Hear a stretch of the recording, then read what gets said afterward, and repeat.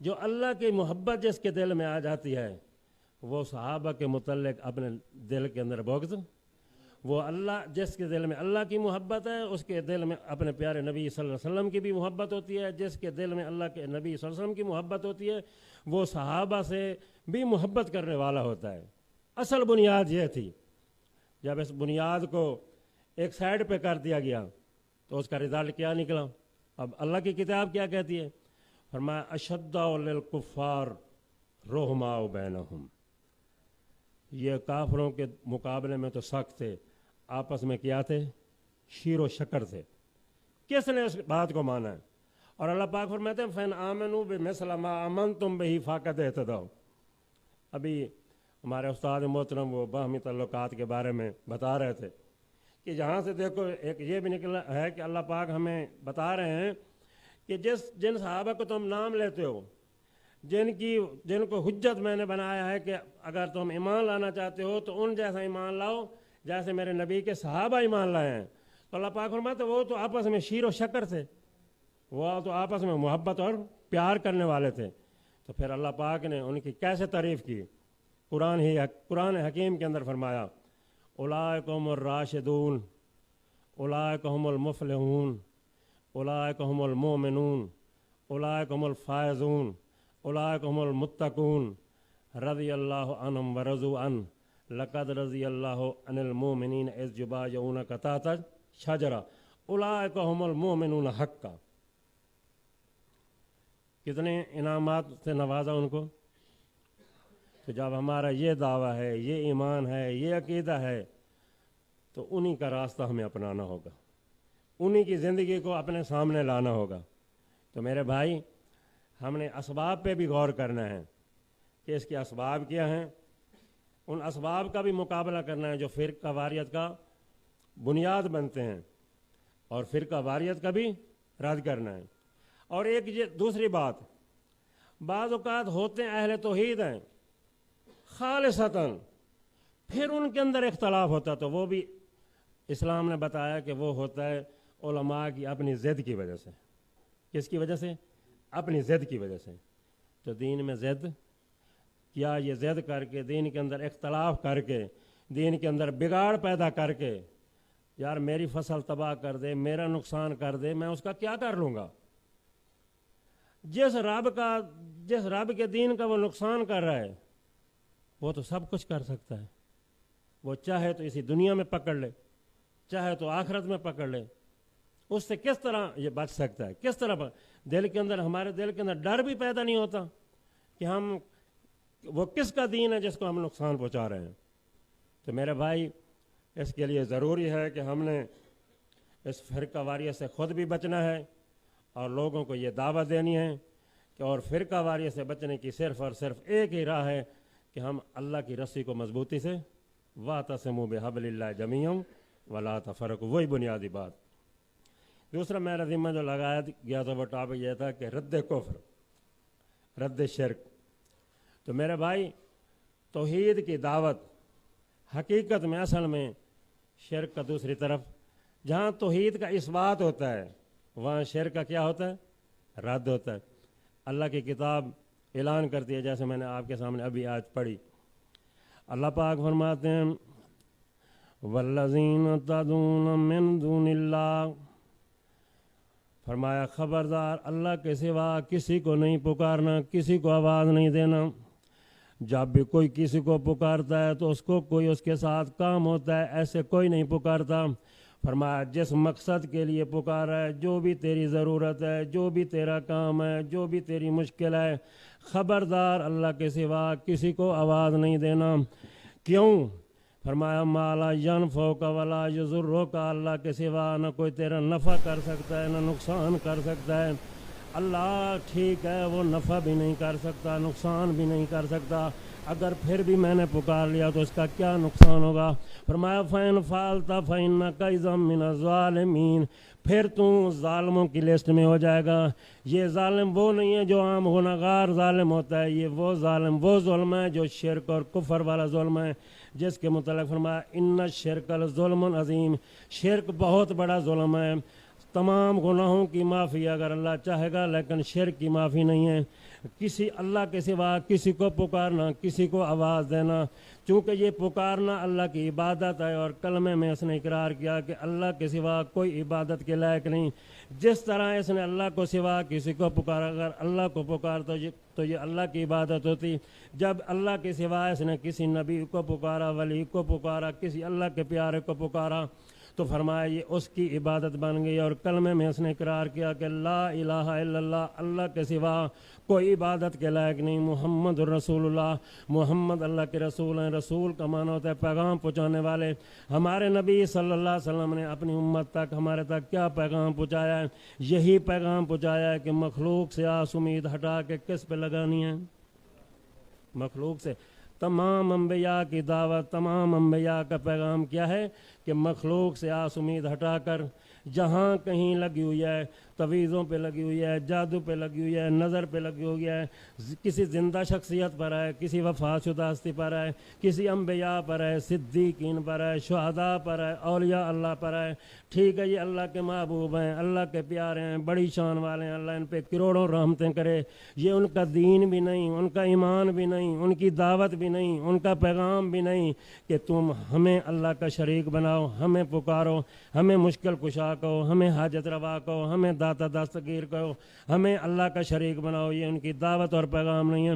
اللہ پاک سورۃ آل عمران میں کے اندر فرماتے ہیں کہ کوئی بشر ایسا نہیں تھا جس کو ہم نے نبوت دیو، کتاب دیو، حکومت دیو، پھر اس نے لوگوں سے کہا ہو کہ اللہ کو چھوڑ کر ہماری بندگی کرو۔ کسی نبی کو یہ شان ہی نہیں تھا، کسی اللہ کے پیارے نے کبھی بھی یہ دعوت نہیں دی۔ اللہ پاک فرماتے ہیں یا ایھا الناس ضرب مثل فاستمعوا لہ ان الذین تدعون من دون اللہ لن یخلقوا ذبابا ولو اجتمعوا لہ۔ فرمایا اللہ کے سوا، فرمایا اے لوگو تم سب جمع ہو جاؤ، سب اکٹھے ہو جاؤ، سب مل کر ایک مکھی پیدا نہیں کر سکتے۔ مکھی پیدا کرنا تو بڑی دور کی بات ہے۔ وہیں یسلبہم الذباب شیئا لا یستنقذ منہ ضعف الطالب والمطلوب۔ اللہ پاک فرماتے ہیں مکھی پیدا کرنا تو بڑی دور کی بات ہے۔ مکھی تمہارے پیر کے کھانے سے، تمہارے مولوی کے کھانے سے، تمہارے بزرگ کے کھانے سے کھا کے اڑ جائے، دنیا کی کوئی طاقت مکھی سے کھایا ہوا واپس نہیں لے سکتی۔ ضعف الطالب والمطلوب، جس طرح وہ پکارنے والا کمزور ہے، جس کو پکارا جا رہا ہے وہ ہستی بھی اسی طرح کمزور ہے۔ کہیں اللہ پاک فرماتے ہیں مثل الذین اتخذوا من دون اللہ اولیاء کمثل العنکبوت اتخذت بیتا ان اوہن البیوت لبیت العنکبوت۔ فرمایا اللہ کو چھوڑ کر اللہ کے کسی پیارے کو اپنا کارساز بنانا، اس کی مثال ایسے ہے جیسے مکڑی کا جالا۔ کیا؟ مکڑی کا جالا۔ فرمایا اس نے بھی ایک گھر بنایا ہے، سب سے بسیدہ گھر، سب سے نکما گھر اس بکری کا ہے، جو اس کی کسی قسم کی کوئی دفاع نہیں کر سکتا، کسی آندھی سے نہیں بچا سکتا، کسی طوفان سے نہیں بچا سکتا، کسی بارش سے، کسی چیز سے نہیں بتا سکتا۔ اللہ پاک فرماتے ہیں میری ذات کے سوا جن کے بھی تو نے سارے ڈھونڈے ہوئے ہیں، وہ کسی قسم کی میری طرف سے آنے والی آفت کو، پکڑ کو سے نہیں بچا سکتے۔ کیوں؟ فرمایا یا ایھا الناس انتم الفقراء الی اللہ، جن کو تم اللہ کے سوا پکارتے ہو، فرمایا تم ساری کی ساری انسانیت اللہ کے در کے فقیر ہو، اللہ کے در کے۔ اب ہماری سمجھ میں یہ بات آ جائے، یہ انسان اس بات کو سمجھ جائیں کہ خواہ نبی ہیں، خواہ صدیق ہیں، خواہ شہید ہیں، خواہ ولی ہیں، شان مرتبہ ان کا سارا آنکھوں پہ، مگر اللہ پاک فرماتے ہیں پوری کی پوری انسانیت کس کے در کے فقیر ہیں۔ اس لیے ہمارے نبی موسیٰ علیہ الصلوۃ والسلام فرماتے ہیں رب انی لما انزلت الی من خیر فقیر، اللہ میں تیرے در کا فقیر ہوں۔ اور اللہ پاک بھی یہی فرماتے ہیں کہ تم نبی ہو، خواہ ولی ہو، خواہ صدیق ہو، شہید ہو، کلندر ہو، کتب ہو، ابدال ہو، اوتاد ہو، پانچتن ہو، بارہ ہو، خواہ چادر والی سرکار ہو، خواہ کاؤں والی سرکار ہو، خواہ کبوتروں والی سرکار ہو، خواہ طوطوں والی سرکار ہو، خواہ کوئی کلندر ہو، کتب ہو، ابدال ہو، کوئی ننگا دھڑنگا ہو، ملنگ ہو، مجذوب مغلوب. فرمایا جو بھی ہیں سب کے سب اللہ کے در کے فقیر ہیں. للہ خزائن السماوات والارض، وہ زمین آسمان کے خزانوں کا مالک ہے. اللہ پاک فرماتے ہیں وَإِن مِّن شَيْءٍ إِلَّا عِندَنَا خَزَائِنُهُ وَمَا نُنَزِّلُهُ إِلَّا بِقَدْرٍ معلوم. زمین آسمان کے خزانے میرے پاس ہیں، میں اتنے دیتا ہوں جتنے کسی کے لیے مقرر کرتا ہوں. جتنے کسی کے لیے. تو ہم دیکھتے ہیں کہ ایک باپ کے دو بیٹے ہیں، ایک مل کا مالک ہے، ایک وہاں ملازمت کرتا ہے. یہ کس کی تقسیم ہے؟ اگر یہ انسان اللہ کی کتاب کو مانتا، اللہ کو اللہ مانتا، اپنا الہ مانتا، اللہ کی تمام صفات پر ایمان رکھتا، اپنے پیارے نبی صلی اللہ علیہ وسلم سے محبت کرنے والا ہوتا، تو سب سے پہلے ہمارے نبی صلی اللہ علیہ وسلم نے قرآن کی یہ آیت پڑھ کے لوگوں کو سنائی کہ پوری کی پوری انسانیت اللہ کے در کی فقیر ہے. وہ کبھی یہ نہ کہتا کہ پیران دا پیر روشن ضمیر علی حجویری سادہ داتا دستگیر. کیوں؟ اسے پتہ ہوتا ہے کہ زمین آسمان کے خزانوں کا مالک کون ہے. پوری دنیا اس کے در کی محتاج ہے. پیدا ہونے میں اس کی محتاج، زندگی میں اس کی محتاج، جوانی میں اس کی محتاج، کھانے میں اس کی محتاج، اولاد میں لینے میں اس کی محتاج، رزق لینے میں اس کی محتاج، ایک ایک سانس کے اندر، دیکھنے والی ایک ایک نگاہ کے اندر اس کا محتاج. وہ فرمایا کون ہے؟ قل هو اللہ احد ہے. میرے محبوب صلی اللہ علیہ وسلم آپ اعلان کر دو وہ اللہ ایک ہے، اللہ الصمد، وہ بے نیاز ہے. پوری کائنات کو اس کی ضرورت ہے، اس کو کسی کی ضرورت نہیں. وہ بے نیاز ہے، اس کی بہت بڑی شان ہے. نہ وہ کسی کی اولاد ہے، نہ اس کا کوئی ماں باپ ہے. ولم یلد ولم یولد ولم یکن لہ کفوا احد. اس کا برابری کرنے والا کوئی نہیں، اس کا ہمسر کوئی نہیں، اس کے مد مقابل کوئی نہیں. وہ اپنی تمام صفات کے اندر یکتا اور اکیلا ہے. کہیں اللہ پاک فرماتے ہیں میرے محبوب صلی اللہ علیہ وسلم اعلان کر دو، اپنے رب کا تعارف کرا دو. جہاں آپ نے رب کا تعارف کرانا ہے، جہاں اپنے رب کی اہلیت کو بیان کرنا ہے، جہاں اپنے رب کی عظمت کو بیان کرنا ہے، جہاں اپنے رب کا تعارف کرانا ہے، وہاں ساتھ ساتھ لوگوں کو یہ بھی بتا دینا ہے، ان سے سوال بھی کرنا ہے کہ میرا اللہ وہ ہے اللہ الذی خلقکم، اللہ تمہارا وہ ہے جس نے تمہیں پیدا کیا، ثم رزقکم، جس نے تمہارے روزی رزق کا بندوبست کیا، ثم یمیتکم، جس کے ہاتھ میں تمہاری موت ہے، ثم یحییکم، جو تمہیں زندگی بخشتا ہے. اللہ پاک فرماتے ہیں میرے محبوب صلی اللہ علیہ وسلم تم اپنے رب کی یہ چار صفات لوگوں کے سامنے بیان کر دو اور ان سے سوال کرو حل من شرکائکم من یفعل من ذالکم من شیء. تمہارے معبودوں میں سے جن کو تم پکارتے ہو، جن کو تم کلندر کہتے ہو، کتب کہتے ہو، ابدال کہتے ہو، مشکل کشا کہتے ہو، حاجت روا کہتے ہو، داتے اور دستگیر کہتے ہو، عالم الغیب کہتے ہو، مختار کل کہتے ہو، حاضر ناظر کہتے ہو، کیا تمہارے ان الہوں میں سے بھی کوئی ہے ایسا جو ان چار قوموں میں سے کوئی کر کے دکھائے؟ کوئی کر سکتا ہے؟ میرے پیارے نبی صلی اللہ علیہ وسلم کے دور کے اندر جب قرآن نازل ہوا تو یہ آیت نازل ہوئی. قیامت آ جائے گی، لوگ بڑے بڑے دعوے کرتے رہیں گے مگر کسی کے پاس کوئی دلیل نہیں ہے. تو اللہ پاک فرماتے ہیں میرے محبوب صلی اللہ علیہ وسلم آپ اعلان کر دو سبحانہ و تعالی عما یشرکون. میرا اللہ ایسے شریکوں سے بھی پاک ہے، میرا اللہ ایسے شریکوں سے بھی پاک ہے. ہم نے کبھی غور نہیں کیا. اللہ پاک فرماتے ہیں ذرا اپنی تخلیق پر غور کر. وَلَقَدْ خَلَقْنَا الْإِنسَانَ مِنْ سُلَالَةٍ مِّن طِينٍ ثُمَّ جَعَلْنَا نُطْفَةً فِي قَرَارٍ مَّكِينٍ ثُمَّ خَلَقْنَا نُطْفَةً عَلَقَةً فَخَلَقْنَا عَلَقَةً مُضْغَةً فَخَلَقْنَا مُضْغَةً عِظَامًا فَكَسَوْنَا عِظَامَ لَحْمًا ثُمَّ أَنشَأْنَاهُ خَلْقًا آخَرَ فَتَبَارَكَ اللَّهُ أَحْسَنُ الْخَالِقِينَ. فرمایا انسان تم ماں کے پیٹ کے اندر ایک ناپاک قطرہ تھا، ہم نے اس ناپاک قطرے کو جمع ہوا خون بنایا، خون کے اوپر خون کی ہڈیاں بنا دیں، ہڈیوں کے اوپر گوشت چڑھایا. هو الذی یصورکم فی الارحام کیف یشاء. تیری ماں کے پیٹ کے اندر تیری تصویریں بنائیں، تیری تمام ضروریات کو پورا کیا. آج 9 ماہ کے بعد جب ماں کے پیٹ سے باہر آئے، ماں کی چھاتی پہ 2 نہریں جاری کر دیں. اپنی تخلیق پہ غور کر. کہیں اللہ پاک فرماتے ہیں وَالتِّينِ وَالزَّيْتُونِ وَطُورِ سِينِينَ وَهَٰذَا الْبَلَدِ الْأَمِينِ لَقَدْ خَلَقْنَا الْإِنسَانَ فِي أَحْسَنِ تَقْوِيمٍ.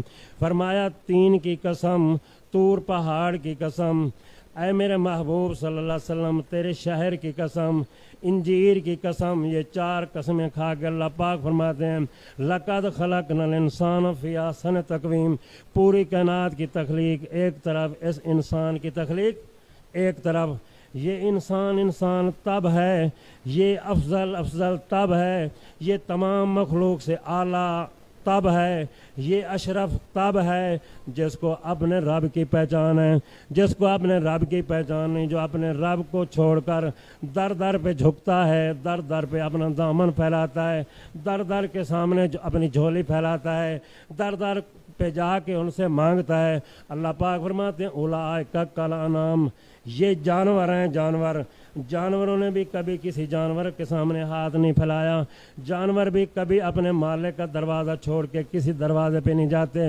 فرمایا بل ہم اضل، بلکہ یہ جانوروں سے بھی بدتر ہے۔